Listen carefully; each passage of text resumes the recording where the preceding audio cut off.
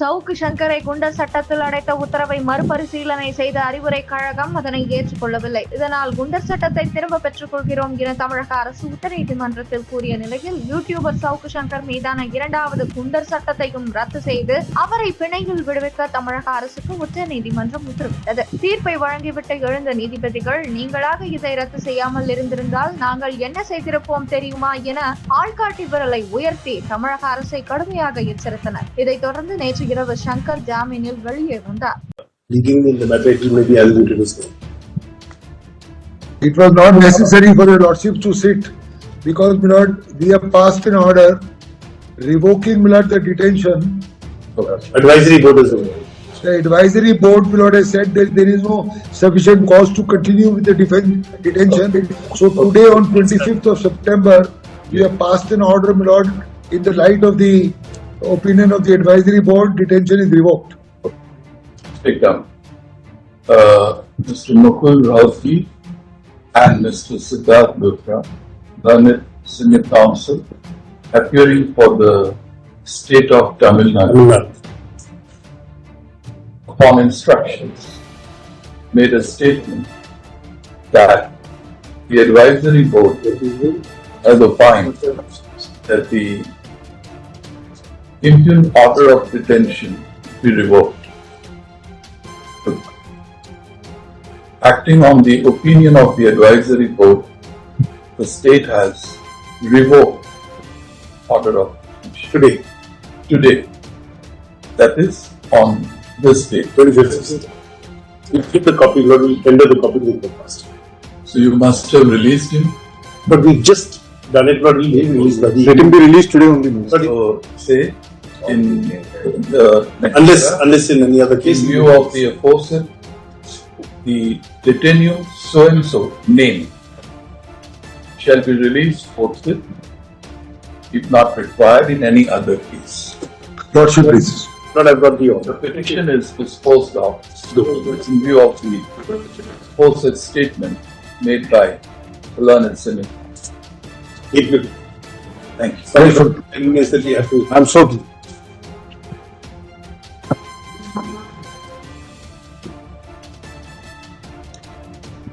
We were to put you this question. Yes, sir. What has the advisory board done? And in fact, the advisory. And if advisory board would have approved, you would have come down very I know, Lord. I could see that. We could see the writing on the wall. But Yes. fortunately, but the advisory board actually had to sit last week. It got நான் உண்மைகளை பேசுவதற்கு என்றுமே அஞ்சப்போவதில்லை என்று நான் அத்தனை பேரிடமும் பதில் கூறியதன் காரணமாகத்தான் விடியற் காலை 3 மணிக்கு என்னை சென்னை புழல் சிறையிலிருந்து அவசரமாக எடுத்து வந்து மதுரை சிறையில் அடைத்து என்னை இரண்டாவது முறையாக குண்டர் சட்டத்தில் கைது செய்தார்கள். தமிழக முதல்வர் திரு மு.க. ஸ்டாலின் அவர்கள் விமர்சனங்களை சந்தித்தவர் அல்ல, விமர்சனங்களை பார்த்து பழகியவர் அல்ல, விமர்சனங்களை பார்த்து வளர்ந்தவர் அல்ல. தந்தையின் நிழலில் வளர்ந்த ஒரு போன்சாய் செடிதான் திரு ஸ்டாலின் அவர்கள்.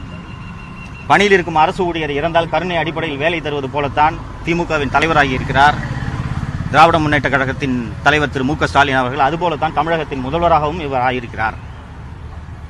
உண்மைகளை சவுக்கு மீடியா ஏறக்குறைய 8 மாத காலமாக தொடர்ந்து எடுத்து கூறியதன் காரணமாகத்தான் சவுக்கு மீடியாவின் வங்கி கணக்குகள் முடக்கப்பட்டுள்ளன, சவுக்கு மீடியா ஆபீஸ் சீல் வைக்கப்பட்டுள்ளது, எனது வீடு சீல் வைக்கப்பட்டுள்ளது, எனது தாயாரின் பென்ஷன் கணக்கு உட்பட 6-7 கணக்குகள் முடக்கப்பட்டுள்ளன.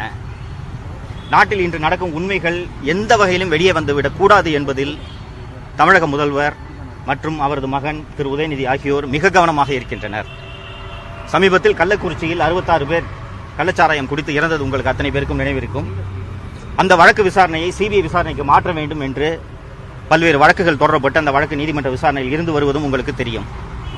கடந்த டிசம்பர் 2023 தமிழக டிஜிபி திரு சங்கர் ஜிவால் அவர்கள் தமிழகத்தில் சட்டவிரோதமாக மெத்தனால் சர்வசாதாரணமாக கடத்தப்படுகிறது, உடனடியாக இது தடுக்கப்பட வேண்டும், அப்படி தடுக்கவில்லை என்றால் மரக்காணத்தில் ஏற்பட்டது போன்ற கள்ளச்சாராய சாவுகள் ஏற்படுவதை தடுக்க முடியாது என்று டிசம்பர் 2003 தமிழக டிஜிபி சங்கர் ஜிவால் அவர்கள் உள்துறை செயலாளருக்கு கடிதம் எழுதியிருக்கிறார். இந்த கடிதத்தின் மீது தமிழக முதல்வர், உள்துறைக்கு பொறுப்பாக இருக்கக்கூடிய தமிழக முதல்வர் அவர்கள் நடவடிக்கை எடுத்திருந்தார் என்றால் 66 உயிர்கள் பலியாயிருக்காது. இதுபோல பல்வேறு உண்மைகள் தமிழக மக்களுக்கு தெரியாமல் மறைக்க வேண்டும் என்ற நோக்கத்துக்காக தான் சவுக்கு மீடியா முடக்கப்பட்டது. சென்னை மேயர் பிரியாவுக்கு டஃப் கொடுக்கும் விதமாக 50 வயதாகும் தபேதார் மாதவி லிப்ஸ்டிக் அணிந்து வந்த நிலையில் லிப்ஸ்டிக் பூசி பணிக்கு வரக்கூடாது என்ற உத்தரவை மீறியதாக கூறி மணலியில் உள்ள மண்டல அலுவலகத்திற்கு இடமாற்றம் செய்யப்பட்டு தண்டிக்கப்பட்டுள்ளதாக சர்ச்சை கிளம்பியுள்ளது.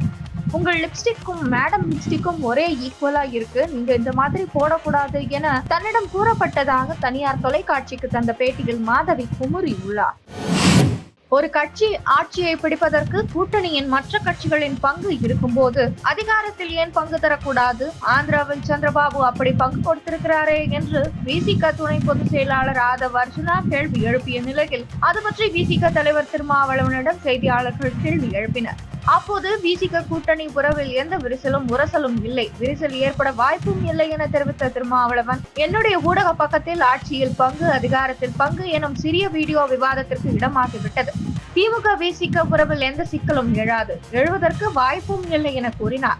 ஆதவ் மீது நடவடிக்கை எடுக்கப்படுமா என்ற கேள்விக்கு உட்கட்சி விவகாரங்களை கலந்து பேசிதான் முடிவெடுக்க முடியும். உயர்நிலை குழுவிலே இடம்பெற்றுள்ள தோழர்களோடு தொலைபேசி வாயிலாக பேசியுள்ளேன், மீண்டும் கலந்து பேசி இது தொடர்பாக முடிவெடுக்கப்படும் என தெரிவித்தார். திமுக மற்றும் விசிக ஆகிய இரண்டு கூட்டணி கட்சிகளுக்கு இடையில் எந்த சலசலப்பும் இல்லை, விரிசலும் இல்லை, அப்படி விரிசல் உருவாகுவதற்கு வாய்ப்பும் இல்லை. என்னுடைய ஊடக பக்கத்தில் பதிவான ஒரு சின்ன வீடியோ ஆட்சி காலாண்டு தேர்வு விடுமுறை அக்டோபர் 6ஆம் தேதி வரை நீட்டிக்கப்பட்டுள்ளது. விடுமுறை நாட்களை நீட்டிக்க கோரி ஆசிரியர்கள் கோரிக்கை விடுத்திருந்த நிலையில் இந்த அறிவிப்பு வெளியாகியுள்ளது. மறைந்த பிரபல பின்னணி பாடகர் SP பாலசுப்ரமணியத்தின் பெயரை அவரது வீடு இருக்கும் காந்தார் நகர் முதல் தெருவுக்கு சூட்டி தமிழக அரசு அறிவித்துள்ளது. பாதுகாப்பு தளவாட உற்பத்தியில் புது மைல்கல்லாக 2023 முதல் 24ஆம் ஆண்டில் இந்தியாவின் பாதுகாப்பு தளவாட உற்பத்தி ரூபாய் 1.27 லட்சம் கோடியாக அதிகரித்துள்ளது. 90 நாடுகளுக்கு பாதுகாப்பு உபகரணங்கள் ஏற்றுமதி செய்யப்பட்டுள்ளது. முதல்வர் சித்தராமையா மீதான மூடா எனும் மைசூர் மேம்பாட்டு ஆணைய முறைகேடு வழக்கில் 3 மாதத்தில் விசாரணை அறிக்கையை சமர்ப்பிக்கவும் ஆணையிடப்பட்டுள்ளது. இது ஆளும் காங்கிரஸ் கட்சிக்கு அதிர்ச்சியை ஏற்படுத்தியுள்ளதுடன் சித்தராமையாவின் முதல்வர் பதவிக்கும் ஆபத்தை உண்டாக்கியுள்ளது. இதனிடையே முதல்வர் சித்தராமையா பதவி விலக வேண்டும் என்று பாஜக உள்ளிட்ட எதிர்க்கட்சிகள் வலியுறுத்தியுள்ளன. சீனா எல்லை பிரச்சனை 75% தீர்க்கப்பட்டதாக நான் கூறியது கிழக்கு லடாக் பிராந்தியத்தை மட்டும்தான் என்று மத்திய அமைச்சர் ஜெய்சங்கர் விளக்கமளித்துள்ளார். மீதமுள்ள தீர்க்கப்படாத பிரச்சனைகள் தொடர்பாகவும் பேச்சு நடந்து வருகிறது. எல்லையில் ரோந்து செல்லும் விவகாரத்துக்கு இன்னும் தீர்வு காணப்படவில்லை. ஆசியாவின் எதிர்காலத்திற்கு இந்தியா சீனா உறவு முக்கியமானது என்று நான் நினைக்கிறேன். இந்த உறவு ஆசியா மட்டுமல்லாமல் உலகின் எதிர்காலத்துக்கு பயனுள்ளதாக இருக்கும் என்று அமைச்சர் ஜெய்சங்கர் கூறியுள்ளார். கங்கனாவின் பேச்சு எப்போது பாஜகவுக்கு எதிராக அரசியல் செய்யலாம் என்று காத்திருக்கும். காங்கிரஸ் உள்ளிட்ட எதிர்க்கட்சிகளுக்கு வாயில் அவல் கிடைத்தது போலாகிவிட்டது. இஷ்டத்துக்கு அறிக்கை வெளியிட்டு பரபரப்பை கிளப்ப ஒரு கட்டத்தில் பாஜக சார்பில் இது போன்று பேச அவருக்கு அதிகாரம் இல்லை, அவரின் கருத்து கண்டிக்கத்தக்கது என்று பாஜக செய்தி தொடர்பாளர் கௌரவ் பாட்டியா தெரிவித்திருந்த நிலையில் வேளாண் சட்டங்கள் குறித்து தாம் தெரிவித்த கருத்தை வாபஸ் பெறுவதாக பாஜக எம்பியும் பிரபல நடிகையுமான கங்கனா ரனாவத் தெரிவித்துள்ளார். அண்மையில் நில உரிமையாளருக்கும் குத்தகைதாரருக்கும் இடையிலான பிரச்சனை குறித்த வழக்கு கர்நாடகா ஹைகோர்ட்டில் விசாரணைக்கு வந்தது. வழக்கை நீதிபதி வேதவியாசாச்சார் ஸ்ரீஷானந்தா விசாரித்தார். அப்போது அவர் பெங்களூருவில் முஸ்லிம்கள் அதிகம் வாழும் பகுதியை பாகிஸ்தான் என குறிப்பிட்டதுடன் பெண் வக்கீல் முகம் சுழிக்கும் விதமான கருத்துக்களையும் கூறியது பெரும் சர்ச்சையானது. இது தொடர்பான வீடியோ சமூக வலைதளங்களில் வைரலான நிலையில் சுப்ரீம் கோர்ட் தாமாக முன்வந்து விசாரணை நடத்தியது. அப்போது நீதிபதி ஸ்ரீஷானந்தாவை சுப்ரீம் கோர்ட் நீதிபதி சந்திரசூட் கண்டித்தார். நேற்று சுப்ரீம் கோர்ட்டில் தலைமை நீதிபதி சந்திரசூட் தலைமையிலான 5 நீதிபதிகள் கொண்ட அமர்வு விசாரணை நடத்தியது. அப்போது கர்நாடகா நீதிபதி ஸ்ரீஷானந்தா மன்னிப்பு கோரியதை நீதிபதிகள் ஏற்றுக்கொண்டனர். இந்தியாவின் எந்த பகுதியையும் பாகிஸ்தான் என்று கூறக்கூடாது, நீதிபதிகள் கவனமாக இருக்க வேண்டும், சமூகத்தின் எந்த பிரிவினருக்கும் பாரபட்சம் மற்றும் அவதூறு கருத்துக்களை கூறக்கூடாது என தலைமை நீதிபதி சந்திரசூட் அறிவுரை வழங்கியுள்ளார்.